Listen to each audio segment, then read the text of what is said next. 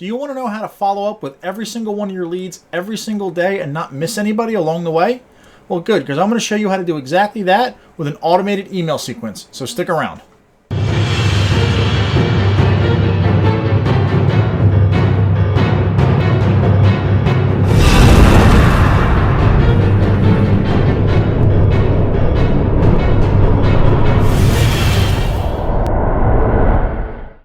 Hey, what's up guys? In this video, we're actually going to show you how to automate your email follow-up so that nobody gets missed on your list.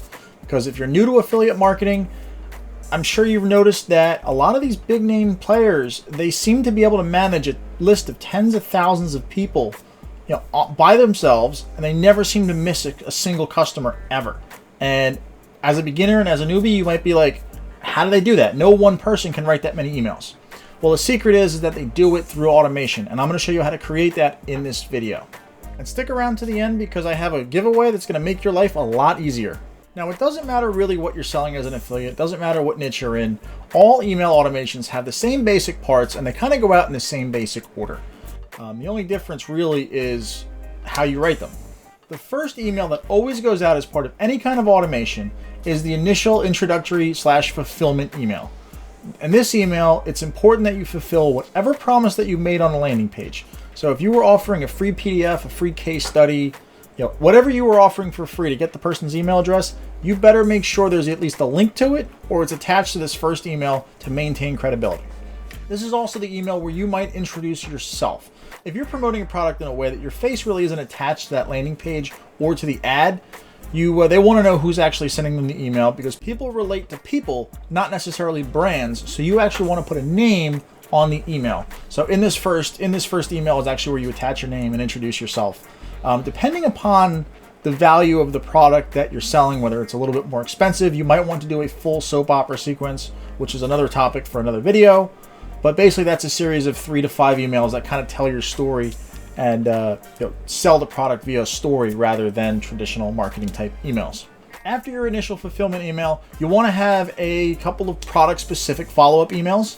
So for instance, if I were selling a weight loss supplement, I would make 3 or so emails about that specific supplement and try to direct people back to the sales page in order to buy it right then and there. So these tend to be a little bit more salesy. They tend to be a little bit more marketing based. But once somebody opts in, they're hot, and you want to strike while the iron's hot. So these emails tend to take a little bit more of an aggressive approach than other emails you might send to people. The next type of emails that sometimes will go out are what I call transitional emails. These types of emails will introduce somebody to a new offer that they might not necessarily have opted into. So for instance, say you have a weight loss list. Somebody initially comes in on a weight loss offer, but you have a keto offer that you think your list might like. This transitional email will tell a story about your experience with this product and kind of just introduce it to them very softly. People aren't going to react very well if you out of nowhere hit them with a product with a very salesy email that they've never heard of. So use these transitional emails to introduce a new product to your list. That kind of goes back to my previous video where I talked about offer stacking, where you want to have people opt into one product and then show them 2, 3, 4, 5, maybe even 6 products that are all kind of related to each other to maximize your profit per lead. And then the last kind of email that you want to send are what I call lighten up emails. These are non-selling, they're lighthearted, they're usually funny. It's really just to let your list breathe. My background was in car sales, and I knew my customers every time I called them, and they knew every time the phone rang, if I was trying to sell them something or get them to come in, they would eventually stop picking up the phone. And it works the same way with emails. So if your customer sees an email from you and before they even read it, they know that you're trying to sell them something, your open rates are going to plummet. But if you mix in a couple of non-selling, just, hey, how you doing? Hey, I saw this video, I thought you might like it, and you're not really selling anything, you're going to keep your open rates up higher. Be yourself, be original, and just try to entertain your customer more than sell anything. And what these emails are supposed to do is they're really just nurturing your list so that your customers stay on the list enough so that they can see your 80th, 90th, 100th email and they're not unsubscribing after 6 or 7 really hard sells. All right, so here's an example of a DIY email sequence that I have that has probably 3 or 4 different products on it. This is made using GetResponse. It's what I personally use because I think it's very, very easy to use, it's beginner friendly, and it's very affordable. So if you want to use GetResponse as your email provider, I'll leave a link in the description there. You can grab a 30-day trial and see how you like it. First off, here's my welcome email. If I pull this one up, you can see that it's just addressed to them. It's a basic, hey, welcome to Dad Skills. This is who I am. I created this, kind of preserve all those DIY skills. And I'm really just soft selling them and trying to just introduce myself to the page. And then this email actually goes out when they offer a free shed plan. So I make sure here on the bottom to have that free shed plan link to maintain my credibility. Then the next two here, these are product specific follow-up emails. They come in here and you can see it's 1, 2, 3, 4, 5 different links back to the product because it's a little bit of an aggressive. They just opted into this list the day before. So I want to strike while the iron's hot and try to build urgency and the expectation that, hey, this thing might not be here for a while, so take advantage of it right now. So this is a somewhat of an aggressive email. If we open up the next email, this one here is a little bit more aggressive because it's the last follow-up for the shed plans that I have. Like I said here, the offer ends at midnight tonight. And I'm saying that this is the last chance they can probably get the discount. Now, if you're going to say this, even if the discount doesn't go away, don't send the person another email saying that the discount's still available. That's the quickest way to lose credibility with your customers. So if you build urgency and you say something is going to be the last time it's available, make sure that's the last time it's available to them. If you want to revisit this, make sure maybe 6 months have passed or 12 months have passed. And that way they're not thinking, well, this guy just said it was the last time and now it wasn't. So all of a sudden they're going to think that you're lying to them and you're going to lose a lot of credibility with your list and you'll actually probably run into a bunch of unsubscribes. After following up with the sheds, and I kind of hit the welcome, the two kind of salesy email, I send them this meme here just to kind of try to get them to laugh and kind of let off the gas a little bit and try to kind of build rapport and deepen that bond with my customer. This way, they're going to come to expect that not every email from me is a sales email. So I'll send them this, and then I actually send them a link to a YouTube video where I saw 101 woodworking tips, which I think is something that would be relevant to my list. A lot of people seem to click on it. As you can see here, 23% open it, and then 2.6 actually click. So 1 out of every 10 people that open this actually clicks and watches the video. And then the next day, I run into the introductory email for this woodworking offer. Now, this is something how to show them how to build smaller projects as opposed to an entire shed. But you can see here, I'm kind of just trying to shift gears. Yeah, I'll say something like, hey, the shed might have been too ambitious. Here's something a little bit smaller. It's actually by the same people. So the free plan that I gave you for the shed, it's that easy to work on this. And then I'll kind of send them over to the new offer. And then I go in and the process kind of repeats. I go into a couple of sales emails for this woodworking offer. And then after I kind of pump the brakes, I just kind of send them another helpful hints. That's a non-selling. And then the process repeats on and on for each offer that I have. Now let's talk about the elements of each individual email because there is a general formula that you're going to want to follow when you craft these emails. And if you're worried about having to write them yourself, a lot of times a quality affiliate vendor will have email swipes that you can just copy and paste into your own sequence. So here we are inside the Woodworking Affiliate Resource Center. And as you can see, these two emails that they have are sales follow-ups. You can just copy and paste right into your email. So if you're unsure, you're not confident in your email writing ability, a lot of high quality vendors will have ready-made materials that you can just grab and use for yourself. They have professional copywriters write these and they actually test these with their customer base and only publish what works. Now, if you go through each of these emails, you'll notice that they all kind of have the same elements. They'll have a subject line that's very curiosity based. They don't really tell you exactly what's in the email until you actually open it because that's to increase open rates. You want to create a question in the customer's mind so that they go, I got to see what this is. Let me click it. They have a call to action in there. They tell the customer explicitly exactly what they want them to do. Go to this page, click this thing, and go buy this product. If you'll find out that if you kind of hem and haw and beat around the bush and hint around what you want your customer to do, chances are they're not going to do it. So be explicit with your calls to action when you write your own emails. I was kind of tied into this point before with the urgency is you want to tell them that maybe this is a limited time. You want to give them a reason to act now. And when you do build urgency, build real urgency. Don't fake it. Don't lie and say something ends at midnight when it doesn't actually end at midnight. And if you do say that, don't send them another email for 6 months. So again, I can't stress that point enough, is that don't lie to your customers. And then the vendor emails don't really do this, but I do it on my own ones. Is I'll say something at the end of the email, like, watch out for my next email tomorrow. If I'm doing something that's a full soap opera sequence, I'm telling a story that can't be told in one email, I'll create a cliffhanger at the end and say, hey, look, for the completion of my next email, look for this subject line. And I always drop the subject line of the next email in the story, and it drastically increases the open rates. And I kind of touched on this point, is open loops. What you want to do is if you're telling a story that can't be contained in one email, finish it at like a very suspenseful point in the story, and then obviously pick up the story in the next email. It'll encourage people to stick around, wait for the next one, and anxiously open the next email. So let's actually hop into GetResponse and actually build one of these email automations. So first thing we're going to do here is we log into GetResponse. First we want to put everything on a list. So we're going to create a list.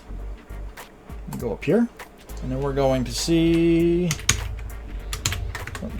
test video list. Now GetResponse only allows underscores, it don't allow spaces. So let's create the test video list. So now we're going to open our list here. We're going to go up here to where it says menus, go to autoresponders, and we will create an autoresponder. GetResponse calls this an autoresponder. Other email providers might call it something different. What we would do here is we're going to go intro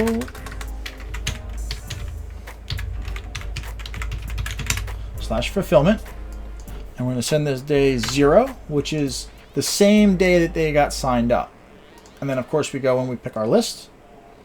We go test video list, and we want to send it either immediately, as soon as the person clicks submit and opts into the list, or we can send a delay. Wait an hour, wait 2 hours, but you want to make sure. I like to just send the first email out always goes immediately. Just that way, sometimes people's email servers delay, and it might, even though you say it's immediately, it might not show up for 5 or 10 minutes. And the quicker you get somebody something that you promised them, they're going to like you a lot more. And then in this little spot here is where you actually create the email. Let's go in here, and we're going to say intro. And say, open this email now. I promised you this. This is something catchy, something that they're gonna know. Obviously, I wouldn't actually send this to a customer. And then you can actually, select your email address that it comes from. If you have multiple lists that you send, you can actually have multiple email addresses. Now, GetResponse actually has pre-designed templates that you can use. I don't typically use them because all these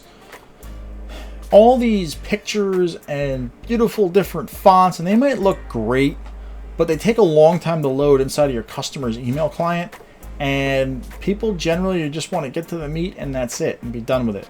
So what I'd like to do is I like to go start from scratch, start at a blank template, and then you can actually add the elements of the email yourself. All right, so now we're on our blank template, and I like to do text and only text. Maybe I do a signature with my face in it for some of my higher end products, but if I'm doing something that's a simple affiliate offer, I'll just do just text. And then I come into here and I'll go, hey, and then GetResponse lets you personalize, so I can put their first name in here and just say I wanted to show you this product. Link here. So what I would do up here, you can highlight, and then you actually put your affiliate link in here, and then obviously end it with your name.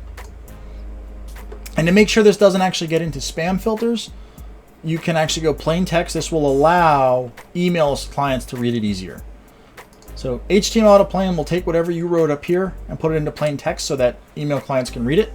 And then if you have really long lines, you'll see stuff kind of go into Never Never Land over here. You can actually just hit wrap long lines, and it'll kind of bring everything into the readable zone. And the last thing I like to do on GetResponse is go up here to the spam score. They'll actually read it and let you know the likelihood that it's going to be into spam. So this is kind of a test email, but if you were writing something that was make $1 million in 25 seconds, that would probably go to spam, and it knows that it's an unrealistic response. It's a get rich quick. If you had big red bold letters, it'll say excessively large font size, and it'll deduct from your score and tell you how likely the email that you just wrote is likely to go into spam. So we go to next step. Now that we've got our email here published, we know it's going to go out immediately, and we would hit save and publish, and there it is. So now this is here. This will go out day 0. Every single person that opts into the list is going to get this no matter what. And all you have to do is just repeat that process. And as you build your list, you can change what day it goes out. So for instance, let's say that we wanted to, I'm just going to change this one for the sake of not having the video be 30 minutes long. Say we're building a new, autoresponder that we want to go out 2 days after the person opts in. So when we go to day 2, we put this day 2 right here. And then you can go either the same time they opted into the list, which again, you're gonna have to test this with your audience, see if it works or not. But I have success sending in the morning first thing. So when they wake up, check their phone, my email's sitting there, they're probably gonna open it up. So I like to send exactly at, and then I go 8 a.m. That's when I send. Now I also select this time travel button because if you don't check this, it's going to be 8 a.m. your local time. But if you click that, it's going to go 8 a.m. your customer's local time. So, and then if you don't want an email to go out on a Sunday or a Saturday for whatever reason, I mean, I leave always, I don't care about the day of the week, I send it all in there. But if you only wanted an email to go, say, you wanted to miss Sundays, uncheck the Sunday, that email won't go out on Sunday, it'll go out on the next available day, which would be Monday. And the same thing, you can either write your new message, or if you have a template that you want to use, you can just select the template and edit the template. It would be the same thing. Save and publish. And now this email is going out on day 2. So like I was saying, if you had a template, you can just go over here, click reuse. Say you wanted to send the same email to a different list. This will actually copy everything here, and then you just select and send it to a different list. So I hope that helps you get a basic idea as far as how to automate your emails and kind of show you the logic and the strategy behind each email in that sequence. So if you want, I actually have a pre-done affiliate funnel with an accompanying email sequence done for you. Actually, I link it in the bio. So look for the affiliate starter kit where you can grab a converting affiliate funnel, email sequence, and ads. I've tested everything. I've gotten it to convert on my end. So all you have to do is copy and paste. Can't guarantee it because anything can happen on the internet, but I've gotten it to work for me. Hey, if you liked what you saw, hit the thumbs up button. That way YouTube will share this video with more people. And then hit the subscribe button and turn on the bell so you don't miss it when a new video gets released. If you have any questions, drop them in the comments and share this with one friend. If you want to get started in affiliate marketing yourself, check out the link in the description for my free affiliate starter kit.